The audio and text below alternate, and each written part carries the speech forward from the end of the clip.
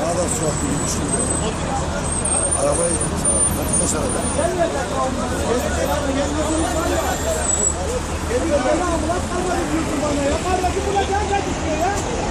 Ne bakın diyeceğim ya? Canım yanıyor. Hangisi? Bir kardeşim kaymış ortalıkta. Ben söylüyorum. Ya Gel buraya gel. insanlık yok mu? Sakin şey yapıyor burada. Tamam abi. Sakin Şimdi ol. kimse yapmıyor ya. Ya ben lütfen bak. Bu burada kal. Tamam ben size alıyorum. Güvensiz yapıyorsunuz ama. Bunu böyle nasıl? Tamam. Gel ambulans Tamam çevredeki bütün ambulanslar. Bana çevrede ambulans var ya. O zaman arabamızdan kaldıralım ya.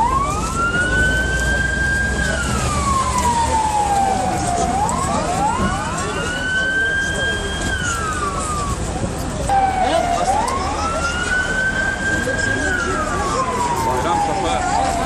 Servis araba.